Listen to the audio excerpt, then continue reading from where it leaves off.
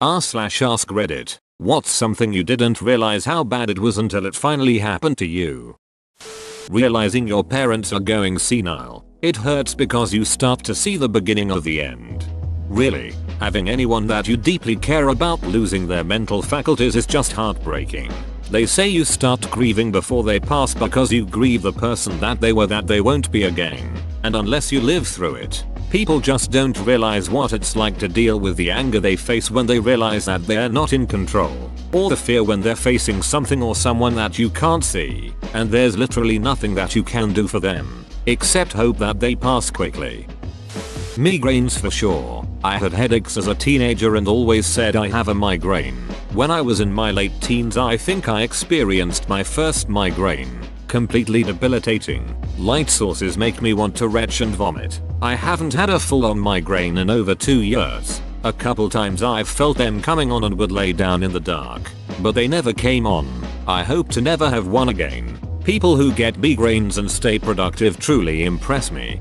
They are awful. I had them since I was a teenager. They were hormonally triggered, so every month like clockwork I'd be laid up for 2 days. The aura is disturbing as hell, but it gives me half an hour warning to get what I need and to where I need to be. Thankfully they've calmed down a lot with time. I will get them a couple times a year now. The worst was 3 years ago where I had several auras non-stop for 5 hours while I was on a train somewhere. Illness related fatigue. It's not just like being tired. It's so much more than that. Right. I was sick last year and at the time didn't know what it was. I was so unbelievably tired. Colleagues be like, I'm tired too. I was sleeping at work when no one was around because I just couldn't function, and I have never done that before. Turns out I had a virus that then attacked my liver. Had nearly a month off work and slept for most of that. Getting up only to go to the toilet, then needing to rest after it. It is so much more than just feeling tired. Breaking my ribs. In the hospital they told me that coughing, gagging, and especially sneezing was going to be excruciating. I did all 3 of those things in the hospital and I was okay. I felt completely normal because of all the pain medication they had given me. Then a few days later I get discharged and go home. A few HRS later, when the meds wore off, I sneezed and it was the worst thing that has ever happened to me. 100x worse than when I got my wiener stuck in my zipper.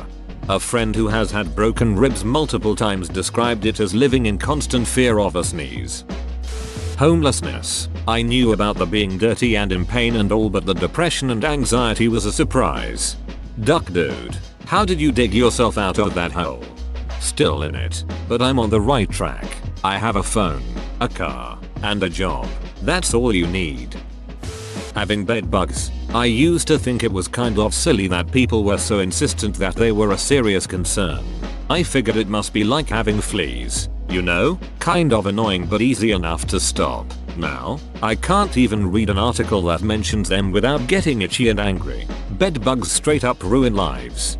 OMG dude, sometimes when I'm feeling depressed I think to myself something like, well, I'm probably going to jail, but at least I don't have bed bugs anymore.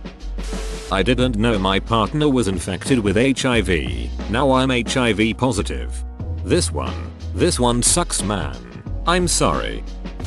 Being accused of a crime you didn't commit. Man, I've only experienced this outside of legal situations, but being treated unjustly is one of the most maddening things. When this happens to me, I usually get so angry to the point where anything I say is just sounding more suspicious, and that in turn just makes me absolutely furious. Hemorrhoids and anal fissures. Mother of ducking mercy.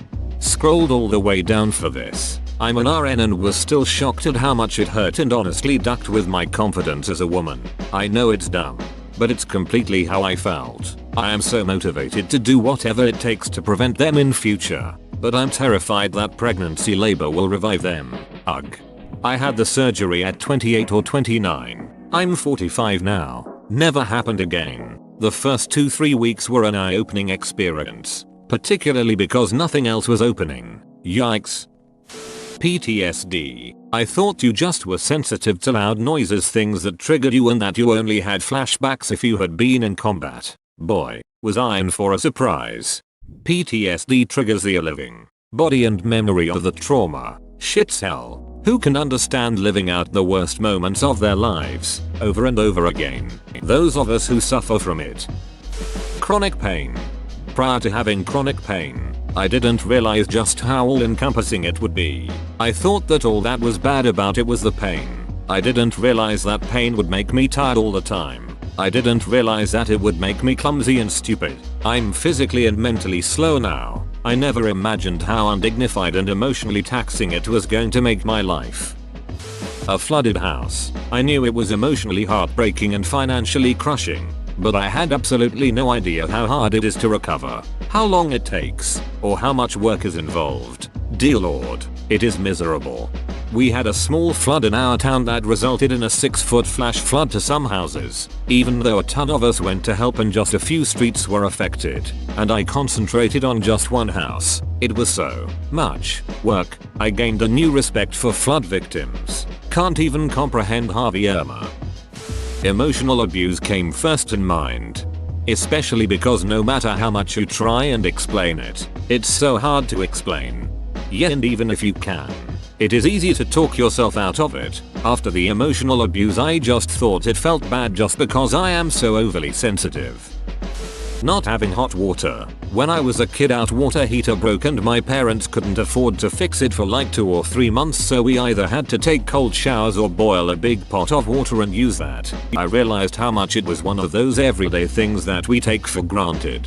Hot water is such a luxury my family could rarely afford. When I was a kid, let me tell you, joining the football team as a freshman and being able to take showers in the locker room was one of the best things in the world.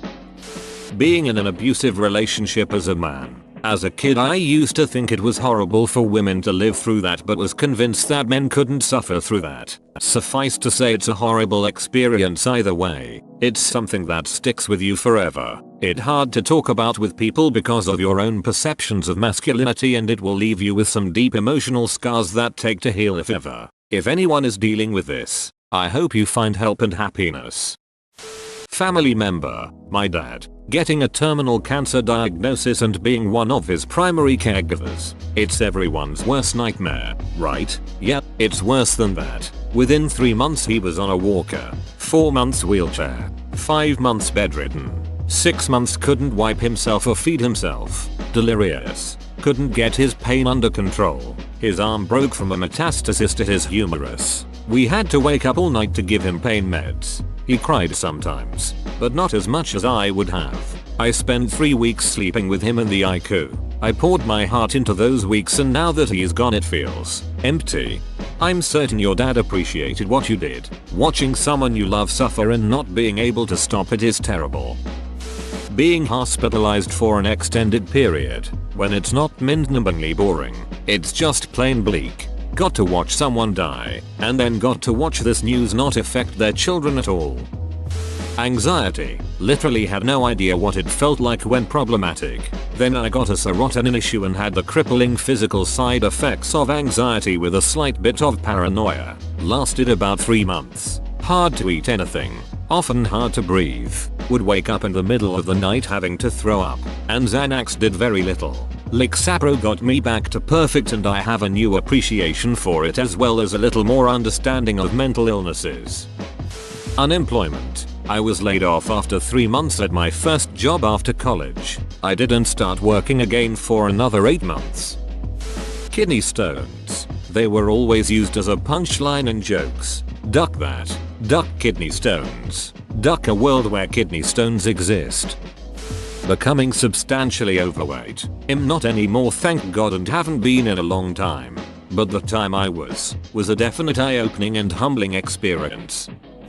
Manic episodes. I spent more than 2 months thinking constantly of and planning my suicide and not being able to sleep at night because I was hallucinating shadow people waiting for me to close my eyes so that they can attack me. I was hypervigilant and paranoid and kept triggering my PTSD. I spent 4 straight weeks crying myself to sleep because I wanted so badly to just die, and I knew that no one cared about me. I wrote pages of something like "people are bad and untrustworthy" in my journal. Everything was so fast and so intense.